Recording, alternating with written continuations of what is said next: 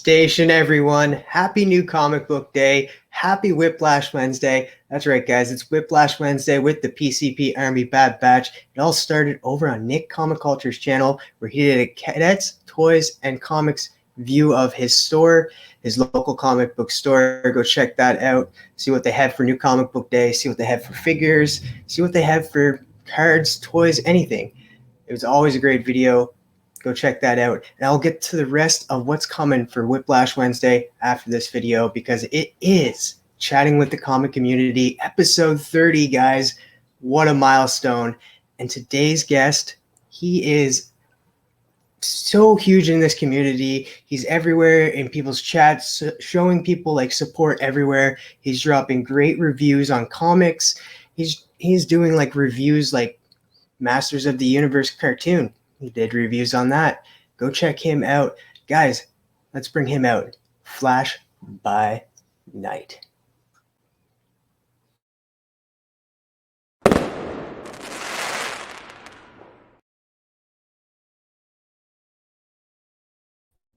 Station.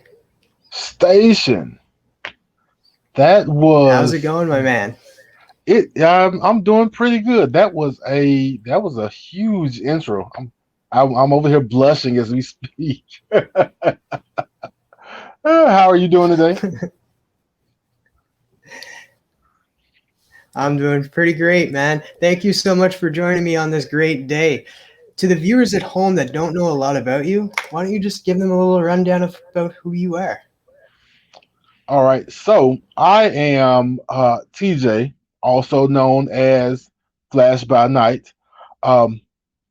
I started checking out comic books maybe 3-4 years ago. I lose my numbers. But that's not a whole lot about me.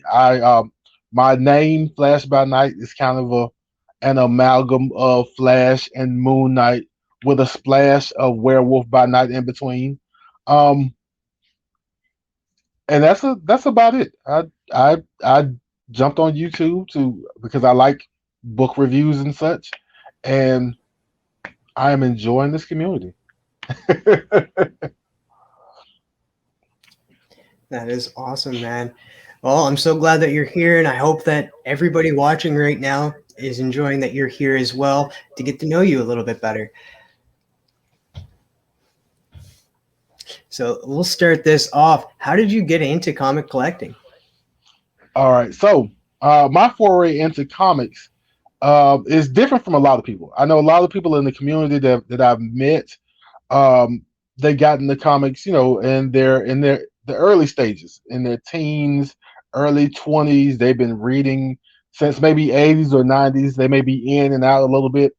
I actually had no interest in comic books until the MCU movie Captain America: Winter Soldier. I'd always, watched cartoons and watched comic book movies, but in Captain America: Winter Soldier, when the Winter Soldier was revealed to be Bucky, I almost lost my mind. Like, that is the greatest reveal ever.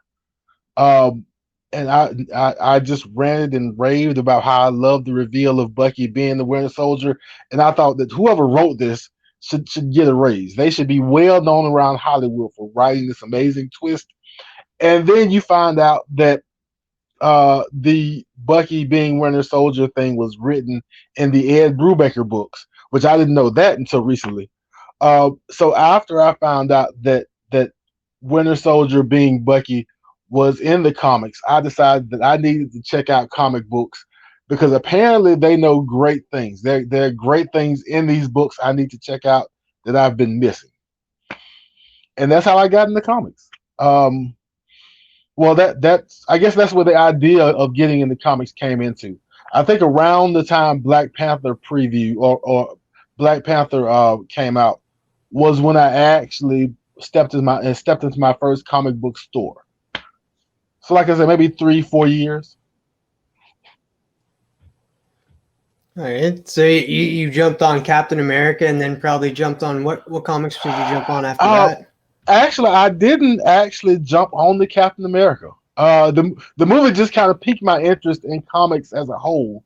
But after I saw that, I kind of made a game plan. Like I know who the big two are, and I didn't want to buy a whole lot of comics, but I did want to check some out. So I figured I'd grab me one one DC book and one Marvel book to gravitate to.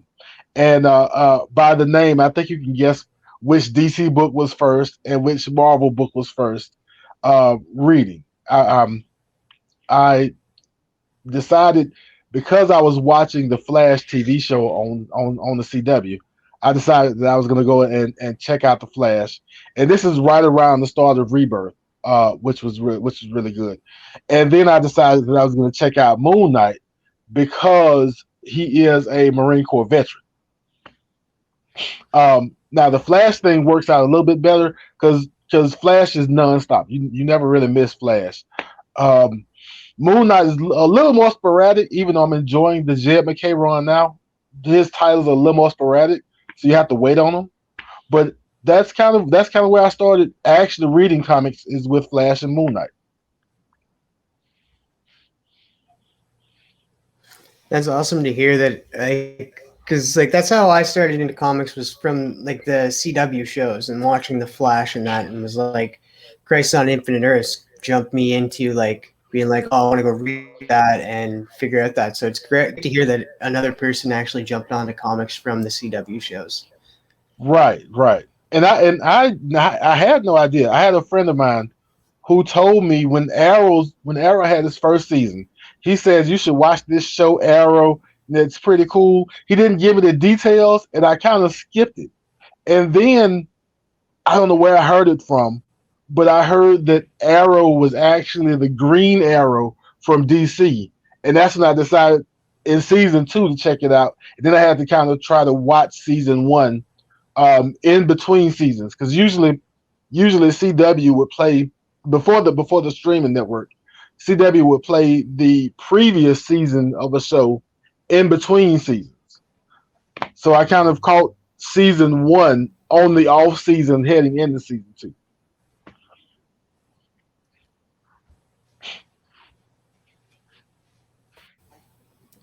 Right on. So, did you were watching anything else from the CW right now besides the Flash or Arrow? Arrow ended, but we have also DC Legends of Tomorrow, Supergirl, Stargirl, Batwoman. I so I did not. I was watching Legends of Tomorrow, and last up until last season, and I have not checked out this season yet, and I haven't checked out Batgirl or Stargirl. Actually, I have been slacking. I haven't watched any CW shows lately. Which I'm gonna have to correct that. I've heard pretty good reviews about Stargirl.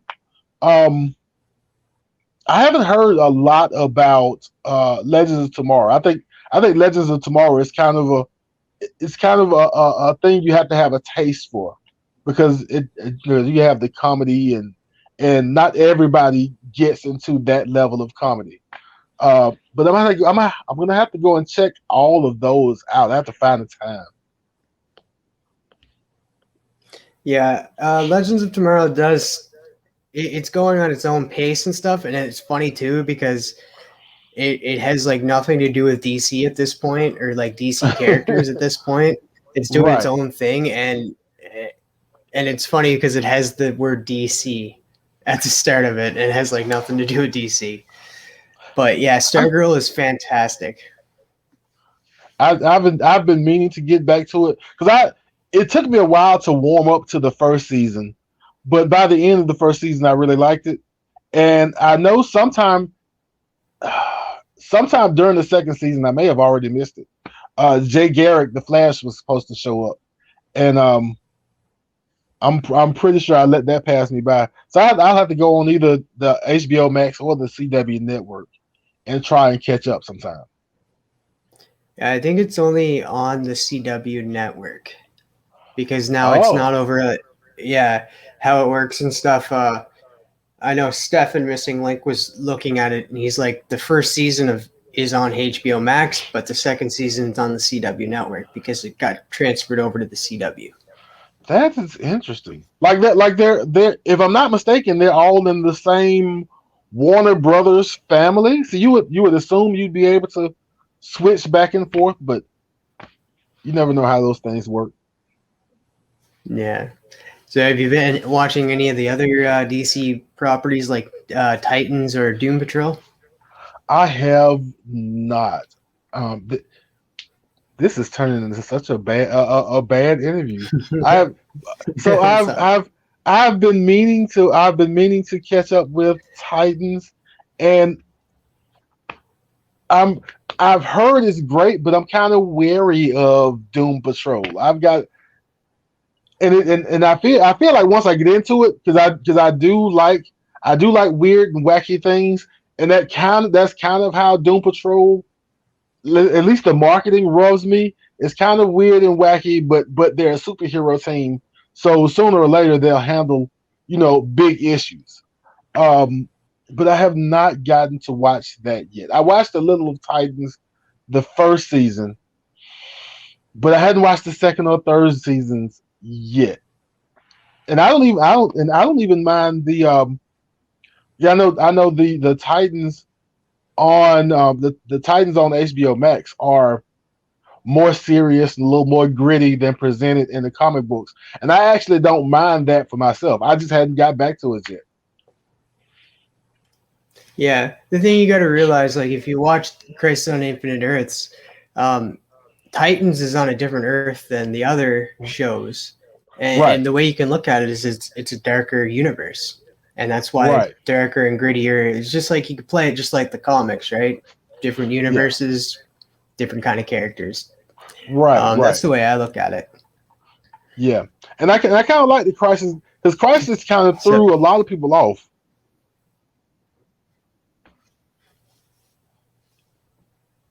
Oh, I was yeah, yeah, it was Crisis a little kind different, but it was still good. right. I enjoyed the ending of it. I liked it. I liked it instead of just making one.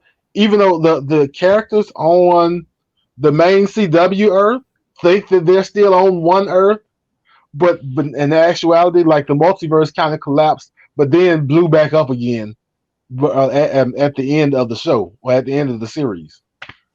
And so I kind of like that those different universes are hanging out there, and that could be crossover, kind of like the Flash episode of Crisis, where Grant met Ezra Miller's Flash.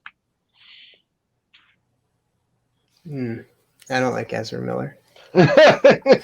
well, I'm just saying that there's more crossover to be had. Not it doesn't necessarily have to be Yeah, Ezra, but there's more crossover to be had whenever DC TV or DC's movies want to make that kind of move. yeah, I liked how like it did show like how the entire universe is connected one way or another. So like, Yeah. are we going to incorporate some of the CW into like future movies? That would be Um. interesting. That would so me and a couple of friends were really wanting before any of the newer DC movies started to come out. We really wanted Grant Gustin just to be the Flash in the movies, and then they kind of pulled the switcheroo and made and named the actor that shall not be named anymore the Flash. Yeah, I would like to see that because they already they already brought that Flash into the other Flash and showed him off. Now that Right. with the new Flashpoint movie coming out and like even with um, another Batman coming in, Hmm. um, Michael Keaton, uh, will we see like because like I wouldn't mind seeing like some of these characters come on the big screen like Eclipso. I'm starting to like that character and stuff, and Stargirl. They can incorporate these characters into the movies some way or Right. another. Like it wouldn't really hurt the DC universe going forward because they're kind of trying to still get their pacing going. Right. and like I said, you've already opened that door. So people who know, like maybe the larger public doesn't know, but a lot of us know that that door is open. So I wouldn't mind seeing characters go from TV, even if it's only in cameo, even if it's small parts, going from TV to the movies. I wouldn't mind that at all. Yeah, like who would you like to see from the CW making it to the big screen? So one of my favorite characters is because he's a Flash character. They they they killed him already, and I don't know how you would get him back. But I loved Wentworth Miller's Captain Cole. That's a character who I would love to see on the big screen. I don't know what it is about him or his voice or how he portrays the character, but I like that character. He just like I agree, man, because he has that charisma about him, and Right. he makes that character his own. Yes. Yeah. And And not gonna lie, like that flip around at the end of DC Legends of Tomorrow, where like instead of Heat Wave, it was him. I was like, why? Like Heat Wave was just like he felt like he was just a stand-in character. That's it. And yeah, and I don't mind Mick Roy. But I could have definitely gone for Heatwave being the character that kind of makes the sacrifice. And was it Legends? Is it season one? I think it's season yeah, one that yeah, it was at the end of season 1. right.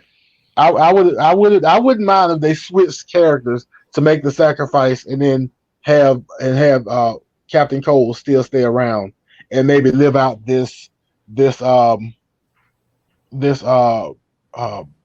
comeback or turnaround in his life. He has made a couple of cameo appearances though. He made like the Flash went back in the past to talk to him at one point. Mm-hmm. He showed up in a different world, Earth X, that Crisis on Right. Earth X, and then Yeah. actually, I'm still keeping up with DC Legends of Tomorrow. He was just in the latest episode. Because latest episode was episode 100, correct? Yeah, it I think brought it back was. all of them out at one point. Great. Okay. Yeah. I really I do want to catch up with that show. Because I like that cast. I like what's the is Laurel Lance is the Black Canary, correct?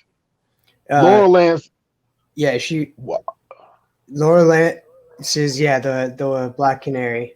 Okay, so her sister, I forget her first name. I forget her sister's first name, Yeah, but I do like Sarah that. Lance. Sarah Sarah Lance. Lance. There we go. I like her, and I like Ray Palmer. I like the Adam character. Those and I think those are two other ones I would like to see have big screen shots. Right? Like even Ray Palmer is not in the picture anymore on Legends, but like I liked how he got his second chance as Superman in Crisis as Yes. well. That was fantastic. I Right, loved it. right. Because he played Superman in the Superman Returns movie, which some people like, some people don't. It has its elements for me, but it does have one of my favorite scenes of all time when the one of the museum robbers it has the big Gatling gun and is shooting like hundreds and hundreds of rounds at him, and then he decides that, well, this big gun didn't work. I'm going to take out my pistol and shoot Superman in the eye, and maybe that'll work. And the bullet just bounces off his eye. Like, that is so great. Who thought of that? Yeah, that was fantastic. It was a little Yeah. slow, but like he played like they were trying to go right after Reeves was Uh, like and he right. had the look of Reeves as well. Yeah. Yeah, I think that movie had more going for it than I think it gets credit for. Um, I'm probably one. I'm probably in the minority of people who liked, and I forget his son's name. Or the kid who we find out is his son. We know the kid is Lois's son, but we find out later on it's also Clark's. Yeah. I kind of like him when he gets mad and throws the piano at the guy because the guy's harassing his mother. Yeah, Lex Luthor's harassing him. I think that Right. that movie probably doesn't get a lot of love anymore, considering who Lex Luthor is and who he is and stuff. I think people try to stay away from that now. But yeah, I love that movie. Like with with there not being a Superman now, like I think Brandon Routh should like they should give him another shot at it. Like Right. Right. they're doing it with That Hayden Christensen, bringing him back as Darth Vader. So that is. I want to know how they could. How do you how do you manage that? That's interesting because and I am not the foremost expert on anything Star Wars, but but I'm really interested in how they managed to bring Christensen back, and I think in the Ahsoka show, correct? I think it's going to be in two different shows. Um, Oh, Correct me if I'm wrong, chat. While you're watching this, um, I think he's gonna like it's going to be a past him, or like it's going to be him in the Han Solo Han Solo movie. No, no. The why can't I think of his name? Obi-Wan Kenobi movie. right. I forgot Obi-Wan was getting the show. And Ahsoka, I think he's going to show up in that as well. And what people are Okay, speculating on is that in the Ahsoka one, it's going to be like flashbacks, okay, okay. and it's Gotcha, kind of gotcha. like going to show him in live action in Ahsoka, kind of like what they're doing in Clone Wars, Okay, okay. Gotcha. because they So never so really tackled that at all. that's actually that's always been really interesting to me. Once I found out what Star Wars and Disney was doing, uh, filling in, between Clone Wars and Revenge of the Sith, and filling in between those movies and Episode One with all of these games and cartoons and animated series like that, they're gonna fill in everything. And you're gonna have this big complete story by the end, which is real interesting. I'm not creative at all, so I would just let what's there be there. But they've got people who are really creative that are bound and determined to fill every year in every inch of the galaxy before it's over with. Yeah, Filoni really stepped up. It like I don't think actually I'm not sure how it went, but I'm not sure even if the Clone Wars were meant to actually tie in. I think it was just his own story at first, and then it became canon. Okay. And just because he did a fantastic job on the Clone Wars, and it brought in a lot of new fans, like Brandon Comics Kings. Like he grew up with the Clone Wars cartoon and that, so that really brought him into Star Wars. Um, and then with Ahsoka showing up in the Mandalorian, that made it canon, I think. Okay. Yeah, and I was as I say, I'm not a huge Star Wars fan. I'm kind of catching up with Star Wars at a snail's pace, basically. And but I found it interesting. I think I didn't. Did I finish? I finished Clone Wars. Um, what is the series after Clone Wars? The Bad Batch. No, not the Bad Batch. I've got to finish the Bad Batch also. Shout out to the Bad Batch. But so Clone Wars and there's a series right after Clone Wars, or is Clone Wars the series Is Clone Wars the second animated series? There was two Clone Wars series. There was one that was really just cartoonish, and it came out Mm-hmm. before, and it had Mace Windu in it, and then like he was leading them, and then they came out with the computer generated one that continued on with Filoni. Okay. And that lasted like 9 seasons, and it lasted quite a while. They took a Yeah, break for like a couple of years too, like 3 years, and then right. they came back with it. Yeah, and I caught up at least some on Disney Plus, and then when the chatter started about with the popularity of Ahsoka starting to come on, I went down to on Disney Plus. They have a list in the Star Wars section of essential Ahsoka episodes, and so I cheated toward the end and just watched the important Ahsoka episodes just to catch up with this character that everybody loves now. There was another Star Wars series. I didn't watch it though. Rebels. Rebels, that's what I'm thinking about. I Yeah. watched the first season of Rebels, and I haven't gotten back to it yet. But I want to get back to it. I was trying to think of it because there are a couple of bigger books, value wise, that I know those characters are in, um, which kind of led me to check as because Ezra Bridger, I think, is one of the characters. Either way, that show I have to get back to. That's the good thing about I know a lot of people are like, oh, well, Disney owns everything and that. I'm just like, well, it's not actually a bad thing because now with Disney Plus, they're able to do so much more with Star Wars. They're able to do so much more with Marvel now too.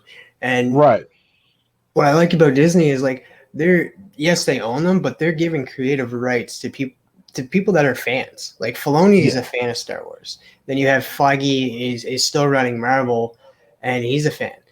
And right, they're letting them have that creative freedom to do what they want as long as it's under that Disney banner type thing. right. Like play by a few rules, just a couple of rules, and you can do whatever you want to. Yeah, First, that's why. first, first rule: bring back a profit. Second rule: maybe keep it family-ish. After that, go play. Make something happen. Yeah, it's great because like now, like the sky's the limit with all these Marvel TV shows coming out, with all these Star Wars. Like you've seen the huge list of Star Wars stuff coming out, and it's just Right. um, and I'm not sure how it works, but I think Disney keeping itself kind of separate from Marvel in a way, they're able to drop like series that are tied to Boom Studios because they just Beyond. They dropped that, and that's a Boom Studio book, and it just dropped on Disney Oh, Plus.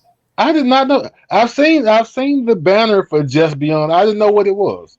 I'm gonna have to go and check it out. Yeah, it's And, it's and more it's more for kids, but it's an R.L. Stein thing, and it's not a horror. It's a mm, horror type comedy, and it says that it's horror comedy because okay. it's funny. And there's an episode where they're at a comic book shop, and you just see banners for like Wind, and we only find them when they're dead. Posters and that in the background. Okay. I'm like, I can't believe I'm seeing this on Disney Plus, but yeah, Disney Plus. they keep that separate from what they're doing with Marvel, which is fantastic. But I think that's a good thing. I like the idea of competition, but at the same time, I also like the idea of cooperation. And there's to me, there's no reason why if I'm Disney, even though I'm Disney and I have this Marvel brand, which is this big two comic company, I shouldn't be able to go and see a Boom or a Vault or an Aftershock who has a great idea and put some resources behind it and help them kind of realize it. I don't see that as a bad thing. Yeah, and they've done it in the comics too. Like they've done crossovers between Marvel and DC, even Hmm. IDW and Boom. So I love that collaboration that they're still doing. Right, right. Like maybe we'll get an amalgamated series one of these days with Marvel and DC, like Spider-Man and Superman teaming up. That would make sense. We have to to get the two companies to stop doing the corporate stare down at each other. Uh, but having because people talk about it all this, even though the book have they when was the Marvel DC crossover book last? Was it an 80s book or a 90s book? I think it was Can you 90s. remember? Like I think it was late 90s. Yeah. I could be wrong, but I think they did crossovers even after the amalgamated series, Okay. like just But small but little ones. it hadn't happened on a big scale for, let's say, 25 years or so, and people still talk about it. Now, if people are still talking about it, then I, chief creative officer, whatever, hear people talking about it and think that maybe we should give this a try. Let's reach across the aisle, do something, and we can get together. Like I say, I believe in competition, but I like collaboration, especially if you can put something out good that's beneficial for everybody. Yeah, And then like you can even if they did like not made it on the big scale, like a big movie or something, but if they did an animation right, and had the two combined and stuff and had it on a smaller scale, but like still work together to put it out, that would be fantastic, right, and I can finally get my Batman versus Moon Knight stare down. right? Right. They should do that. I don't understand why they don't. Um, but speaking of like cartoon movies and stuff, I know DC doesn't do that well. Like they do well in like TV shows for the CW for most, and then they do great in the animated movies. Yes.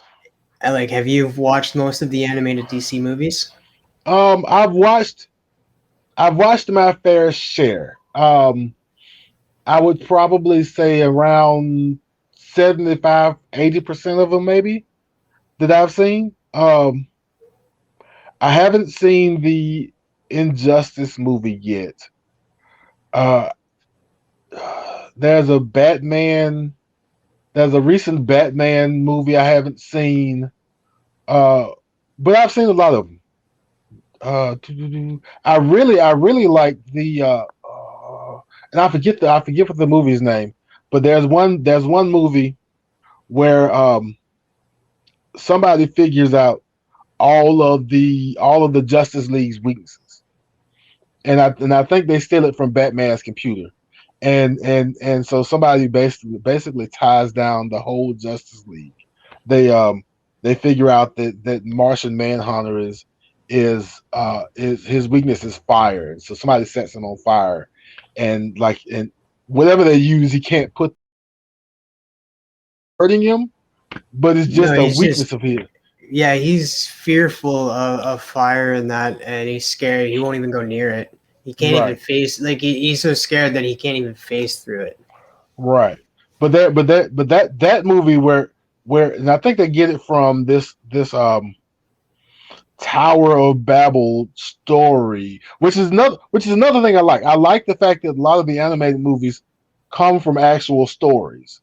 Even they might not be page for page the actual story, but I like that a lot of the animated movies come from the actual stories.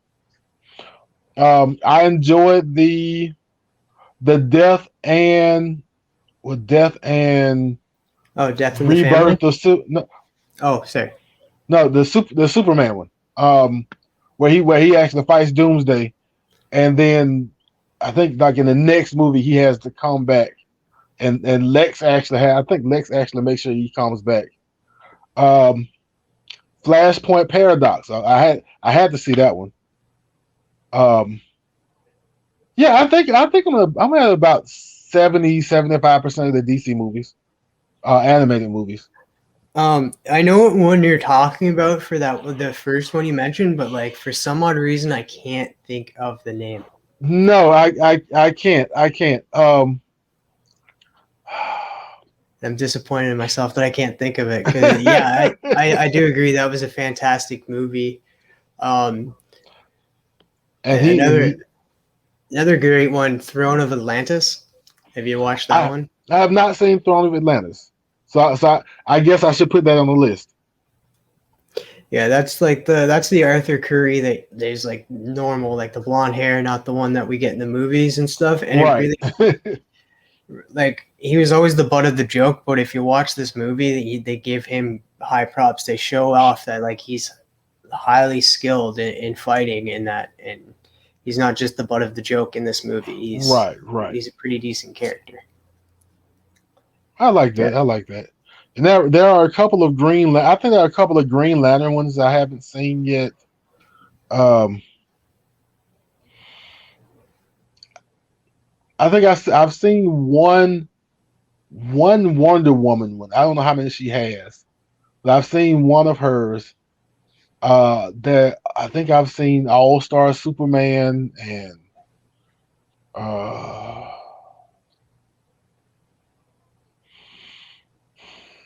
there was one with Metallo.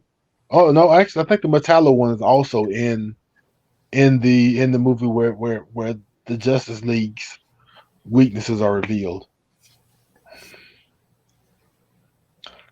Yeah, Uh, I think he was created in that movie. Yeah, but then there was the movie Reign of Supermans.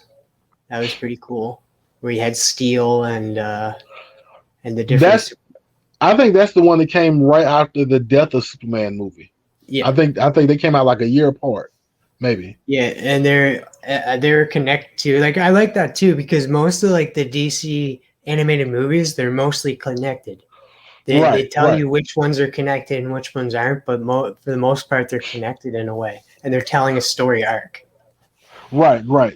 Because I think after Flashpoint, and at least some of them have post credit scenes. Like after Flashpoint Paradox, they have these parademons that are coming in, and it's kind of introducing Dark Side. And I think the next movie is called Dark Side War, and Dark Side kind of invades Earth in the next movie, like right after the Flash resets the DC universe. Yeah, all that stuff is good. I just need the animated writers to kind of, they don't have to barge in, but kind of open the door a little bit with the live action movie writers and say, hey guys, we got some ideas.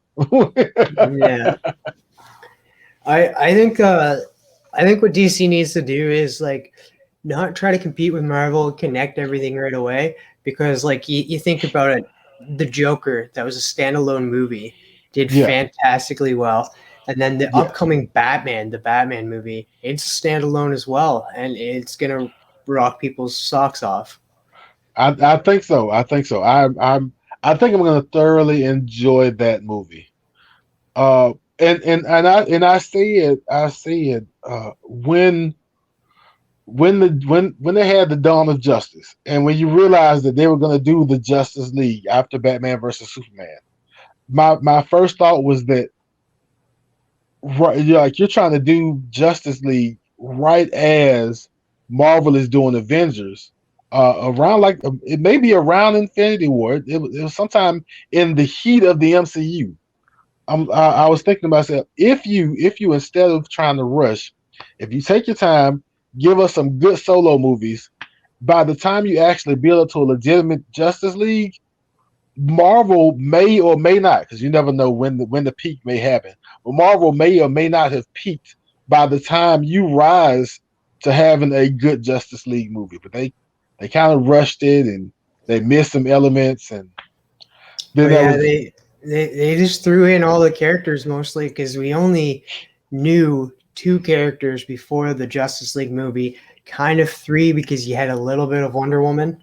right. But other than that, you're throwing in Cyborg, you're throwing in the Flash, you're throwing in Aquaman and that.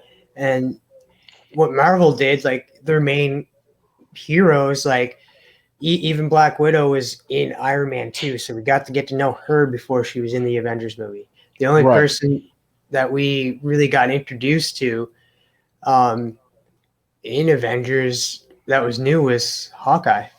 Maybe. Well, even Hawkeye was in the first Thor movie. You didn't see much of him, but when Thor was depowered and went to the shield base that they made around Mjolnir, when he was fighting and trying to get to Mjolnir, Hawkeye was up there in his little perch watching in case something went wrong.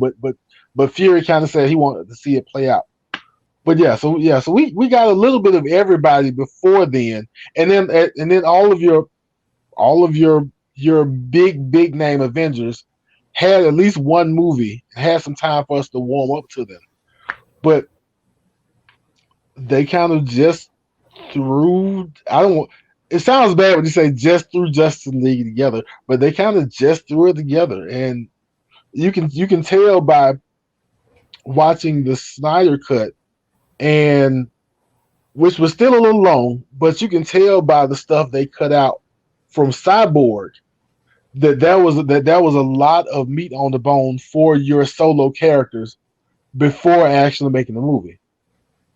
Yeah, and like at the time when the actor from Cyborg said like he was kind of got cheated and stuff, you really seen it in when you watch the Snyder cut. Like he played a huge part, Right. and like all of that acting that he did and retakes and all that stuff got cut. Like there was a ton that got cut. I would be ticked too.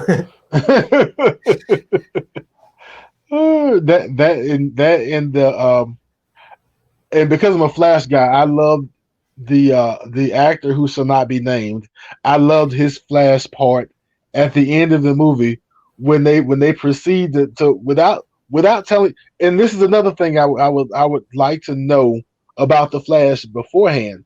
But you can tell at the end of the movie that he can run fast enough to reverse time. I would love to have known that beforehand. But then in the Justice League movie, you didn't get to see that period. Yeah. But there's a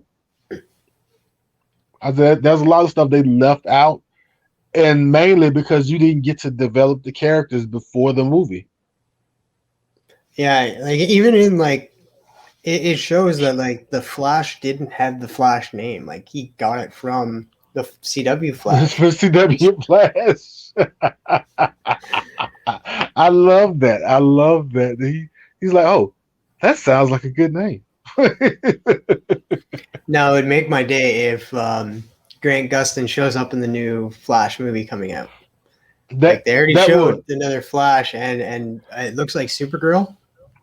Yes, but it's not Kara Zor-El Supergirl. It's and I forget her name, but Tom Taylor created her sometime recently. With a short black bob. She may or may not be at least partially Hispanic. Maybe I may be getting that mixed up. But Tom Taylor created this character maybe in the last 5 to 10 years. Okay.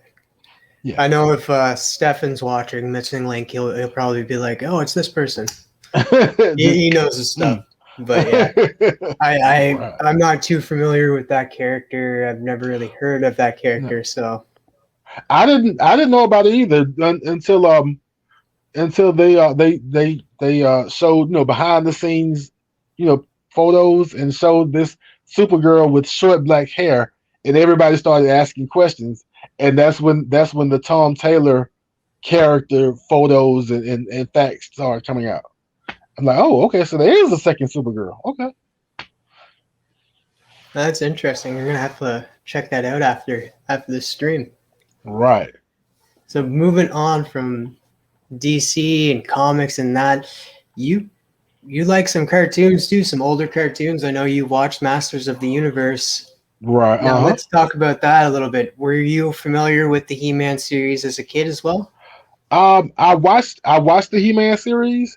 I don't remember it as well as other series, but I do remember watching it.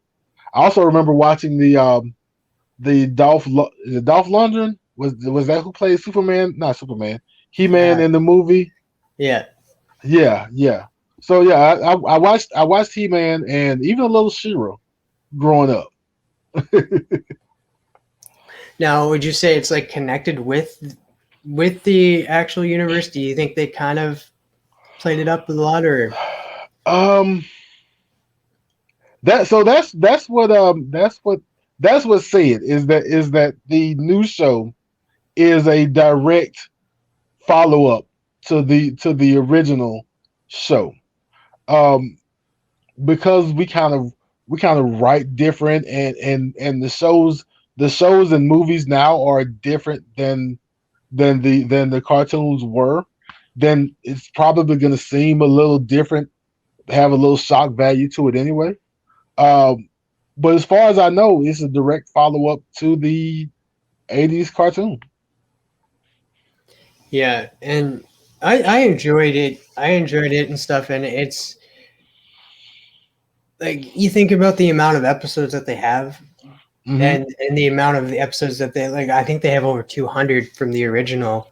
There's Right. episodes that people didn't like, just Yeah. like there's episodes that people didn't like of this. And there is another. Did you see that new one that is just made for kids that came out? I have not seen it yet. I may take the time to see it sometime soon. I saw it, and my first thought was all of the detractors. At least they get a He-Man now. They can stop making an uproar, and they get their He-Man. Uh, because I really liked the Revelation series. I like the first 5 episodes. I'm sure I'm gonna like the second 5 episodes. Um, but some people didn't like it, and I was hoping that if they did like it, maybe they would like the other one, even though it looks like it's centered towards a younger crowd. But still, you never know who likes what. I did watch a few episodes of it. If I was a kid, I would like the show. Like I enjoyed watching it. Watched it through the eyes of like it was like if I was a kid, would I enjoy this? And like Right, 100%, it was fantastic. Um, but people complain that Revelations isn't like the original He-Man series. and I tell them to go watch this one because this one has like they can literally take out He-Man, they can take out Skeletor and make a whole different cartoon with this because it's its own thing. Because it's not master of the universe, it's masters. They all mhm. say we have the power. There's Right, like right. there's four of them, so um and then with the Masters of Revelations 2 coming out, I'm super pumped for that because we get a new kind of He-Man in a way, and it's Right, right. So so like I call them World Breaker He-Man, kind of like the World Breaker Hulk. Because this like it feels like this He-Man that maybe Adam taps into when he really needs all the power he can get. He taps into this savage He-Man almost. At least that's well, how I envision it. I don't know if that's how it plays out. what Kevin Smith said was that what happens when Adam says like I have the power without holding the sword, because we know at the end, spoilers if you have not watched it, but um, Skeletor says I have the power and has the sword Right. at the end. So what happens when Prince Adam says I have the power and just puts up his hand? What does he become? And that's what Kevin Smith said. And I'm That kind interested in it. that kind of makes sense it's probably because the sword is probably like the sword probably is a conduit to the power or whatever, and it probably like you can have the power, but the sword probably makes the power I don't know more refined. I don't know if you can put it like that. Kind of like I know what you mean, and I'm trying to think of the word too. uh, uh, Conceals the power, I guess. Kind of like controls the power. Maybe. So if you get this, and I guess this is kind of literal, but if you get this raw power, the raw power you may not be able to control, and so it brings everything out of you. Whereas if you have the sword, then the sword kind of helps control the power for you and gives you the right amount of power to make you the person you need to be with the power you need, instead of like this savage, which I still don't mind the savage, because sometimes you need a little savage. Yeah, I love the design of him. The only thing I did not like about the series was that Orko died. I wonder if he stays dead. I don't think he will, to be honest with you. I think they'll eventually bring him back. Right.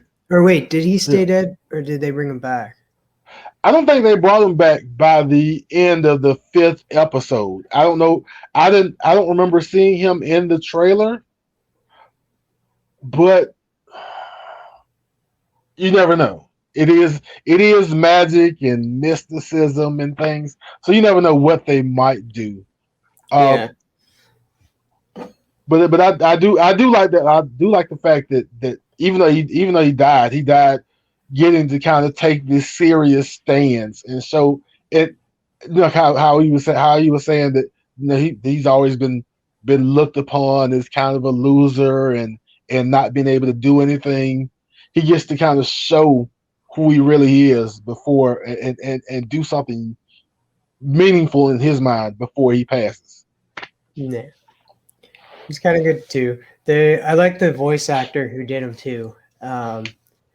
He's the guy that played Arthur on the Amazon Prime, The Tick, Okay, and I that was him. I have not watched The Tick. I know nothing about The Tick. Oh, it's satire, definitely satire. They just make fun of other characters in that. Um, Best thing to do is go watch the cartoon. That's what I grew up on. There was a cartoon in the 90s. And there's a whole thing about how they had to change the name of a character. Uh-huh. Um, what was it? Deflate a Mouse. So they got sued by DC for naming their character Deflate a Mouse because it was too much like Batman. Like, because in a different translation it meant the bat or something like that or something. Okay.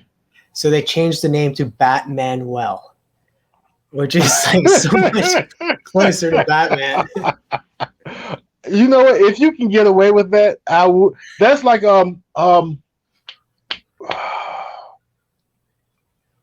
Marvel. Marvel sued. Who did Marvel's? There was a lawsuit involving a duck at Marvel. I don't know if Marvel sued someone or someone sued Marvel for for Oh, for it might have been from for Howard the Duck. well, that's how it's how Howard the Duck came to be. That was a lawsuit about another Duck character, and someone decided, well, if you're going to sue me for this Duck character, I'm going to make this other character called Howard the Duck, and that's how he comes to be. I'll have to go back and look and get my story straight on that, but I like how that came about. So that's really funny that they so DC sued the Tick because they had some character who knows what foreign language translates to the bat, and so they named literally something way closer to Batman. Yeah. And I assume got away with it. Oh yeah, it's he was named Batman well afterwards too. Like in the cartoon, he was still called Deflate a Mouse, but whenever the um what Patrick Warburg, the guy who voices like Joe on Family Guy and that I forget what else he's played in. He's been in Seinfeld. He's been in a few other things. He played the Tick in the 90s live action show, and they Okay. changed the name to Batman well in that. And yeah, it was just the characters are just weird because like there's characters that they wouldn't be able to do on TV now because there's like something about there was a maid, like it was like her name was Maid. So I forget the I'm gonna remember the name too afterwards, but like yeah, it was like yeah. That is interesting. His maid's name is Maid. Yeah, and she was like a super heroine and stuff. Like it was just crazy. Yeah, guys, if you have not watched the Tick cartoon, go watch it. You can find it on YouTube for free. Aha. All right. Well, I think we're gonna wrap things up. I just want to say thank you before we leave, man. This has been a fantastic chat. Guys, Whiplash Wednesday is still continuing. Up next is Nick Comic Culture again, overcompensating for something, as always. Then Brandon from Comics Kings and Missing Link Stefan chop it up on Crisis on Infinite Rants. What are they ranting about this week? Tune in and find out. Then Big Herm Collectibles and Sam from Sam's Tangled Web, hashtag Sam to 1K, chop it up about Marvel, DC, movies. Who knows? They just did a Spider-Man review recently. Go check it out. It's always a great time on that show. And ending the night in fashion is Tomorrow Cinema. This week, we're going to change it up a little bit. I think we're going to have the Space Bastards on the stream tonight with Christopher Beck and have an all-around great interview show. So that is what is up with Whiplash Wednesday on this beautiful new comic book day. I want to say thank you again, Flash by Night, for joining me on this amazing day. And to end it, I want to know what kind of comics that you're into, that you're loving, that you urge everybody to read. Of course, everyone needs to read Moon Knight by Jed MacKay. If you don't know, if you are a Wally West fan and you've been waiting for Wally West to have his time back in the sun, the Flash book currently being written is held by what is about Wally West. So Wally West is our Flash right now. Outside of that, I always read Seven Secrets. Seven Secrets is by Tom Taylor, and it is a good book. And as I always say, even the secrets have secrets. Every time you uncover one secret, there are 3 more behind it. So we're at 721 secrets. Yeah, that's where we are. And then what else do I changed my mind about Not All Robots. I am now back in on Not All Robots. What else do I really like? Oh, Transformers Shattered Glass. Decepticons are good, maybe. Autobots are bad, maybe. And apparently Starscream is a activist and a scholar. And that is what I am reading. I've watched your reviews on Shattered Glass, and like I don't actually hear many people talking about it, and your reviews are making me want to pick up Shattered Glass because like I was like iffy on it, right? I was like, I'm not sure if I like it. I don't know anything about it. After your reviews, I'm like, you know what? This actually sounds really interesting because like you said in your reviews, you think that they're a democracy in a way. Like the Autobots are like this government, and like this is how the rules are played out and stuff. And it got me interested. Yeah, and the government in Shattered Glass that the Autobots are running. I'm guessing that they finally named it an autocracy. I don't know what that means, but I'm assuming that it's more heavy-handed, and there's not as much freedom to go around, and so that's kind of what Megatron was standing up against. Because this is before Optimus Prime became Prime. He was still Orion Pax, and the Great War happened, and the Autobots won. And what I want to know, and I don't know if they get to it, is now Cybertron is like this war torn place with this lawless and everything, and I want to know how we got that far. But the story is basically telling about how Starscream thinks that he can turn things around and kind of take back power from the Autobots and give Cybertron life again. And just the idea of Starscream and Megatron being on the right side of history already doesn't feel right because I've hated Starscream and Megatron. More so Megatron. I like Starscream because he gives Megatron a hard time. But I've hated Megatron most of my life. And so now watching Megatron be on the right side of history is kind of interesting. But if you know anything about old school Transformers, there's not a lot different except the sides are different.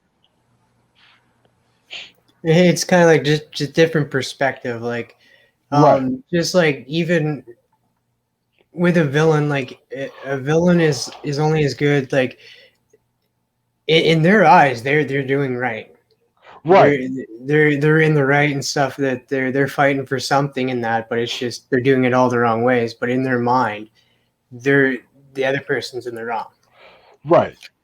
So it's kind of like brings a whole new perspective. Like, what if this was what was happening in that, and we didn't realize that, and that the big war happened because of this? Right. And Because like in traditional storytelling, I think the big war happens and the Autobots pretty much lose, and they end up here trying to escape the war and everything.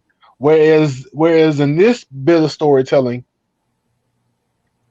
there's a little bit of a difference, but basically the Autobots win, and the government that they have already set up and everything is I guess is oppressive and yeah, it's an interesting story. I'd recommend anybody who's a Transformers fan who wants some old school Transformers storytelling to check it out. I'm definitely adding that to my list now. It's fantastic, man. So I just want to say thank you again for joining me on this actual milestone episode 30. Right. It's Right. been fantastic, man. Go follow Flash by Night on Instagram. Go sub up to him on YouTube, man. Get all of these amazing breakdowns of these amazing comics that you may not know that you should be reading, like Shattered Glass from Transformers. You break down reviews perfectly, my man.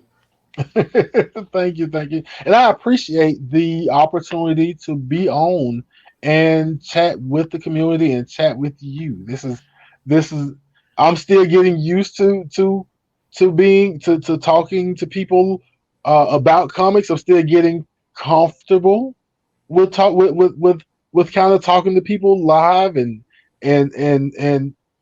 all of this stuff. So I appreciate you for having me on. Oh, man, it's been my pleasure, man. And you did a fantastic job. Just saying that. Thank you.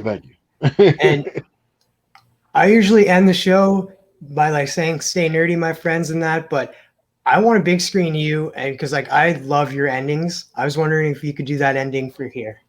All right, I'm gotcha. gonna big screen you right now. All right, community. As I always say, love yourself, love others, and we will be back in a flash. Station.